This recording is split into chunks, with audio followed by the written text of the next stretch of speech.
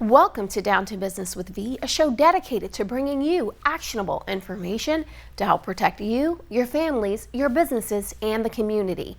I'm your host V, and today we're bringing you Digital Dilemmas, Unraveling the Ethics of Artificial Intelligence. We've called in Don Bosco, the founder and creator of an artificial intelligence platform, to talk about what's happening in the realm of AI and to give you tips to keep your families and businesses secure. And as always, we'll share what to do if you're a victim of fraud. Stay tuned for that and more. Let's get down to business. From Atlanta, Georgia, to becoming a United States Marine,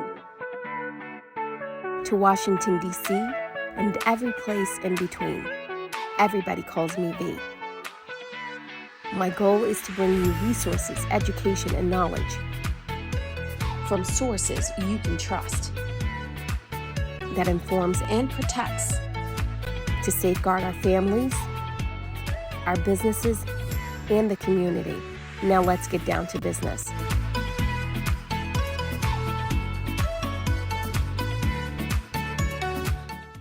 Welcome to Down to Business with V. I'm your host V, and today we're discussing digital dilemmas, unraveling the ethics of artificial intelligence.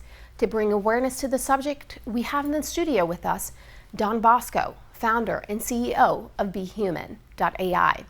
BHuman is a platform that allows you to create a digital twin using the power of groundbreaking AI. As a leader in applied AI, Don focuses on solving real-world practical problems using the latest technology. Don grew up in New York City, attended Bocconi University in Milan, and is currently based in Istanbul, where he manages a team of 30-plus engineers, developers, and cutting-edge PhDs. Outside of his work, Don enjoys painting, hiking, learning languages, and traveling the world. Here's my interview with Don. Welcome, Don. So, Don, you have done something that I have seen very few AI companies do, and that is add a truly personalized touch to your product and service, and touch consumers and your client base in a really personal way. So can you tell us more about your approach to doing this? Sure. Yeah. Well, we live in a world where there's just a lot of noise, right? I mean, we get so many different, emails and text messages and sales calls and everything. And at the end of the day, it's just too much to handle. And so, I always sought out to make something that can cut through all that noise and do it with human connections at the centerpiece. And so the way we do that is with personalized video. So what our platform allows you to do is you film one video where you're saying, for example, "Hey, name, how's it going? This is Don. I was looking at company. I would love to chat with you." And then you actually literally say name and company, right? You're actually saying that in the video. And what our tech does is it then changes name and company to say, "Hey, Victoria, I was looking at Microsoft," or "Hey, James, I was looking at Apple," so on and so forth. It'll change that for whoever the recipient is. So by the time that person gets that video, it looks like you actually said that. It all looks completely real. And they're blown away that you took the time to actually record them a video and actually show your face, you know what I mean? And make that human connection. And therefore the response and engagement is just absolutely through the roof. So really what we're all about is bringing back those human connections, but doing it in a scalable, business oriented way.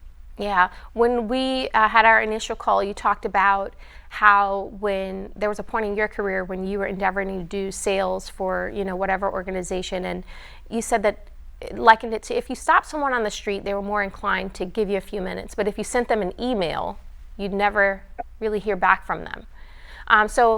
In like a minute or so, just tell us some of the feedback you're getting from some of your clients. Yeah, well, that's the perfect point. If I saw you on the street and I looked you in the eye and you saw I was right there standing before you, right, and I asked for 30 seconds of your time, you'd say, "Sure, what's up?" But that same exact ask, but written down, right, would not actually get me anywhere because you don't know that I'm actually there right before you having that human connection. So that's really what it comes down to. And then in terms of use cases, I mean, it's really been incredible to see how creative our users are. So obviously you can think about, okay, I'm in sales, I do a lot of outreach, I talk to a lot of people. Instead of writing emails, I can send these personalized videos. So that's the first sort of obvious use case. But then, you look across, we work in 6 different languages. So we, have users across the world in about 17 different industries. So everything from automotive, we have car dealerships using this to say, you're looking for a 2023 Hyundai.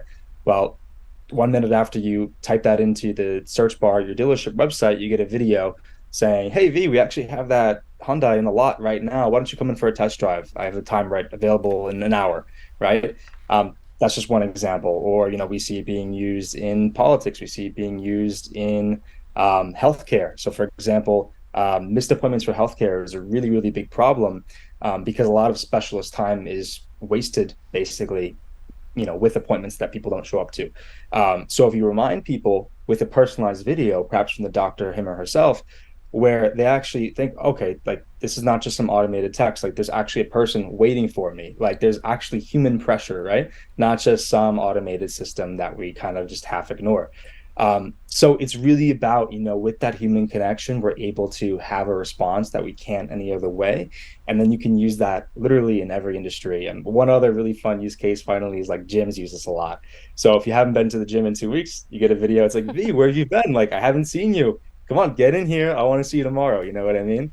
And, it's a really nice way to keep people engaged. Yeah, absolutely. And you're right. People are more inclined to engage with a human, even the appearance of a human, versus an email or a generated text message where they're not sure, like you said, who generated it, what generated it. It's auto-populated. So yeah, I love that there's that personal touch on the marketing piece and the interaction piece that you're able to do through BHuman. So, we talked in our last show a lot about just some of the ways that BHuman can be used, and specifically the technologies around it.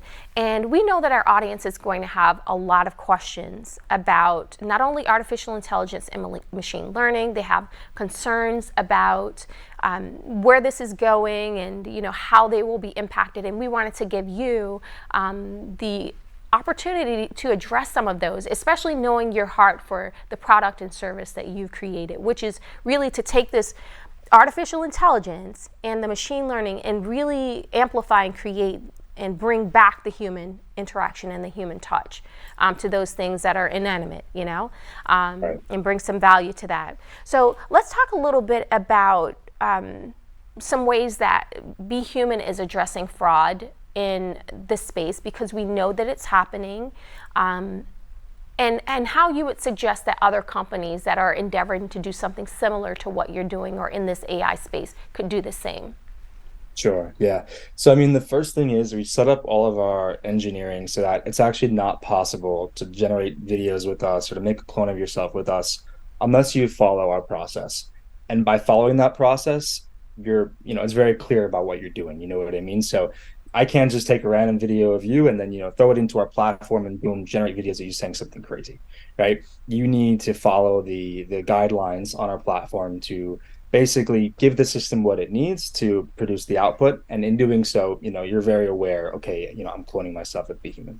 So, that's how we set ourselves up.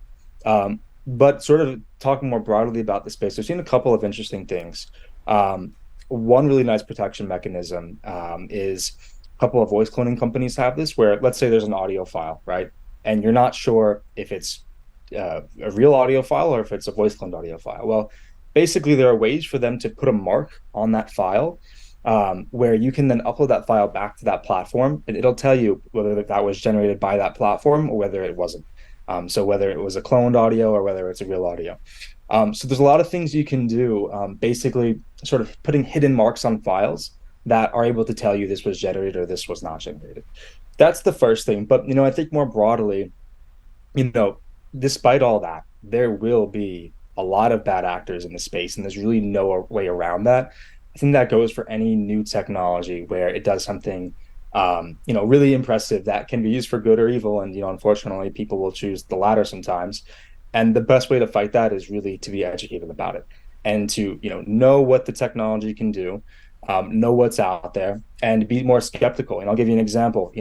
20 years ago, if we saw a photo, we believe the photo was real, no matter how fantastical it could be. But today, we always think, okay, it could be photoshopped, right? I've seen a million of these, right? A funny video of the Pope wearing a puffed up jacket, we know right away it's Photoshop. It's, not hurting anyone.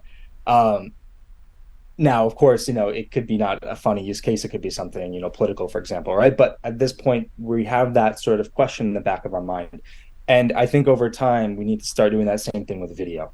Right now it's really hard to produce a good video that looks real, but it's possible, right? And no matter how much regulation, no matter how much, ethical standards the industry has, there will always be someone in a country that can't be regulated, where, they're producing this sort of, under the wraps and on a low key for some bad purpose, and you can't stop that. So education is really the best weapon against that. Absolutely. And Don, you hit the nail on the head. Education is the key in letting people know what is possible. That's the reason this show exists. There was a time when I was warning about some of the things that we're seeing and hearing about in the news, and people had no grid for it. They, when I would speak about it, they'd say, that sounds like something in the movies. And it was almost like talking to, in one of the conversations I had, it was like they talked about the elastic, the rubber band concept. People just could not wrap their heads around what I was saying. Now it's out in the news, it's out in the real world, where they can kind of see it. And that was just maybe 5 or 6 years ago when I was talking about audio cloning, video cloning, facial cloning. They had no grid for it and how it was being used for bad things, Right. and so I'm thankful that we can have these discussions showing, listen, not only is it possible, here's some amazing use cases for it, but also be aware that we've got some Yeah. people that might take this and use it for bad, and this is what you can do to prevent being a victim. So when we come back, we're going to talk more with Don Bosco, the CEO of BHuman, about not only what we've talked about just now, with how to avoid fraud and what's happening in the landscape of artificial intelligence, but we're going to talk a little bit more about how you can protect yourselves. We'll be right back.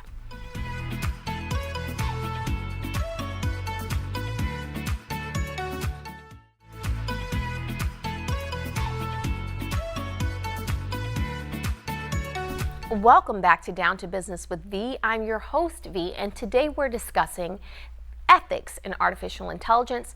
I have in the studio with me via Zoom CEO of BHuman.ai, Don Bosco. Welcome back, Don.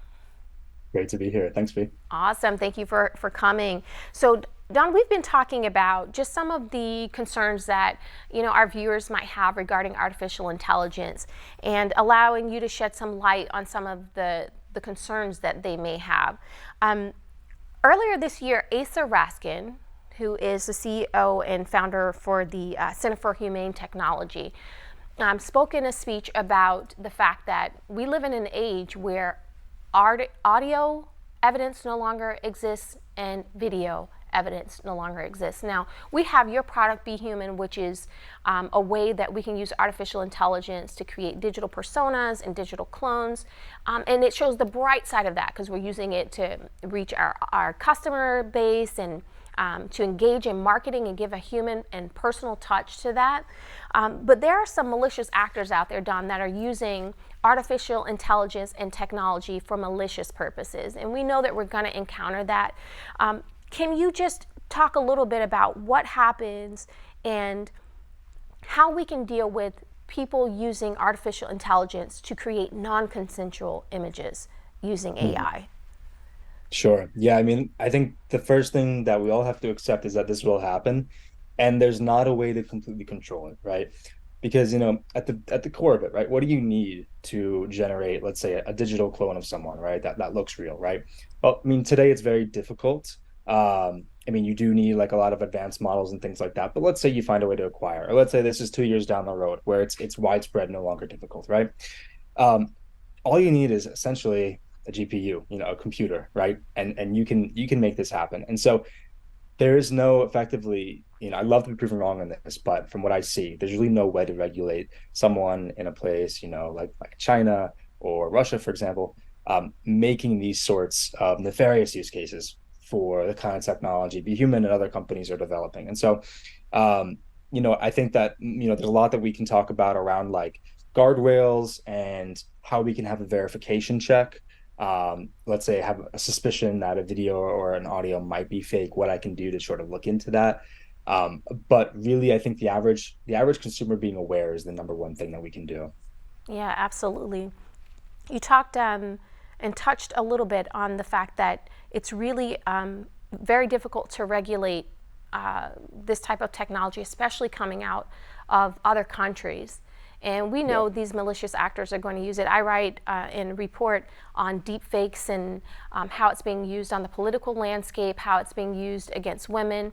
And it's really not the technology, it's the people using the Yeah. technology that's really the problem. This technology is not just creating stuff on its own. There are people behind it using this for nefarious practices. So I think we've got a lot of work to do, not only on the regulation side here in the U.S., but really, educating our consumer base about what's possible, like we talked about earlier, and like you said, being able to develop technologies that kind of will flag some of these things for us. Um, we talked a little bit in another episode about how BHuman is addressing fraud, and we touched on that today as well. But can you talk a little bit about how tech companies like BHuman and others that are in the artificial intelligence space can collaborate with advocacy groups that do fight these sorts of malicious actors and the things that they're doing? Talk to us about how we can engage at that level. Yeah, great question. So there's two ways I can see this happening. So the first is like you said that you can essentially flag something, right? Um, and you can do that by essentially, when we create a human video, and there's other companies in this space that do this, but I would love to see more of this and also collaboration here. So when you generate an audio or a video, right, using AI, there's a way to basically put a mark on that file that nobody would see or know it's there, but the company itself will be able to see to say, okay, yes, this is one of ours, or no, we didn't create this. And so, right now that exists in a sort of fragmented way. What I would love to see is a concerted effort. So, companies in the space getting together and having a single portal where anyone can upload a file to, be it an image, an audio, or a video that they're suspicious about, concerned about, and it being able to check all the databases of, the dozens and dozens of companies out there to say, okay, this is from one of the companies here. This is generated, or we don't think this is. So that's the first route. The second route is, and this would take more of a long-term concerted effort, is being able to use machine learning to catch machine learning. So using AI to basically make a judgment call on whether or not something is AI. So our ears and our eyes might not be able to be sensitive enough to pick up on things. So we may think something looks or sounds real. But AI and its ability to essentially, infinitely look at details and zoom in and analyze would be able to. So, there's also the potential for that. But again, this is a collaborative effort, and I think that the best way to tackle this challenge, aside from awareness of the individual, is around companies in the space working together. Absolutely, absolutely. I think that's a great idea, and it has to happen. The companies have to work together to, kind of mitigate some of the risks that we see on the other side, on that the side where it can be used for not so great purposes. But kudos to you for even recognizing it and acknowledging it, Don, and also again for using what you know about this technology and the means and resources that you have to do something great, and to use it for good. I really want to congratulate you for that. We have, had people that have reported being victims of, digital impersonations, deep fakes, and there are various organizations that are out that, do work with them on that and bring awareness to it. What would you say, in a case like that, where someone has been, say, victimized, or a victim of some type of digital impersonation fraud? I know that you said your sister, her voice had been taken, cloned, and used in a way that was meant to defraud or intended to defraud your family. So let's talk a little bit about that, and first of all, what that feels like, because your family was a victim of that, and what people can do to kind of mitigate that. Yeah, well, that's definitely scary. And, like, I'm the founder of an AI company. And at first, my reaction was, maybe this is voice clone. It was not that. It was, oh my God, they have her. You know what I mean? Because your emotions are kicking in, right? And so you're not being overly analytical, and so I mean, there's not an easy answer to it. I mean, I think the first thing is if you can, consider that is an option, but then you have to proceed as if it's not though, because you really don't know. Like I said, potentially down the road there could be some sort of platform you can go and upload that file to, and essentially have a check done on it to see if it is or is not artificially generated. But today it doesn't really exist. So, frankly, you have to sort of proceed as if it is real and hope that it's not. Obviously, there's contacting the police and things like that. But I mean, they if you can't tell, they are not really able to tell. So it is a difficult topic right now, and I think it will get better as time goes on. There will be more options for people. But right now, I mean, it is very difficult. There's no easy answer there. Yeah, absolutely. And, I will say there are some digital forensics organizations that are coming together to try and make it easier to detect these things, especially in the political landscape, being able to submit videos or audio and have them look at it. But I think it's one of those things that we will have to address as a community technologically, to be able to develop technologies, have them in the hand of our law enforcement, our reporters, and journalists, to be able to say this is or is not deep fake, or this is not a digital impersonation. And also creating a technology that could be in the hand of consumers to say, you know what you've just seen or heard very quickly at a glance has been analyzed, and this is or is not a deep fake or a digital impersonation. And maybe it is, if in that case this is that, and you should reach out and contact the authorities. But I think it is going to be a concerted effort on the part of all of us, those of us in the know, those of us with concerns, and even those parties that are like, oh, this is somebody else's problem. We are all going to have to come together and find a solution, because our world is headed in this direction, and not just headed, it's there, and it happened really fast. So I just thank you for your insight on all of this. And very briefly, before you go, for those that didn't hear the story about what happened with your sister, tell us a little bit about that story in the last few Sure, minutes that we yes. have. Of course, so my mom gets a call. I think it's like 2 a.m. or something, and we hear a little bit of her voice. Um, like, mom, help me please, and then like a lot of crying, and then a male voice come on saying, we have her. I forget what they asked for, if they asked for money or something like that, but they said like, you have a couple hours. Oh yeah, they sent us a Bitcoin address, and they asked us to send money to that address, right? Obviously called the police, but they're sort of, their hands are kind of tied. There's not really much they can do, right? They don't have the sort of software to analyze the voice or anything like that. In fact, I don't think that even was a topic of conversation. I don't think I even brought that up at that point. Um, and so eventually, thank God, she wasn't answering her phone. We weren't like physically anywhere near her, but we sent someone over to her apartment, everything.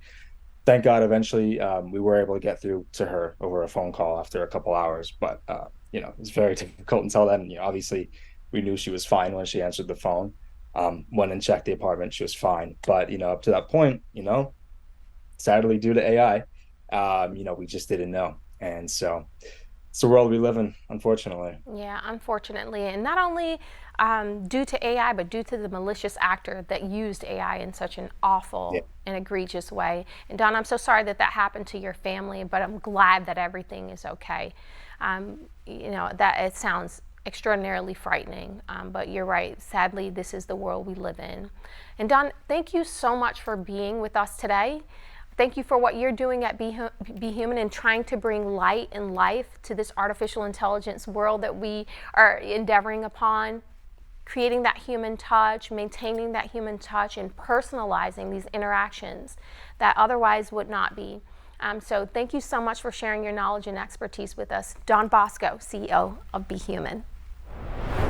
If you or someone you know has been a victim of a data breach, account compromise, digital impersonation fraud, or any type of fraud, be sure to contact your local police department or the FBI at ic3.gov. Also, be sure to visit our sponsor, Vicar Group LLC, Business Consultants for Generation U at vicargroup.com for cybersecurity awareness training and other resources to help protect you, your families, your businesses, and the community. If you'd like to sponsor the show, be a guest on the show, or have show ideas, feel free to contact us at dtbwithv.com. I'd like to thank our crew today: Doug, Suzanne, Stephen, Jen, and Zach. We could not do the show without you. I'm your host, V. This is Down to Business with V, and we'll see you next time.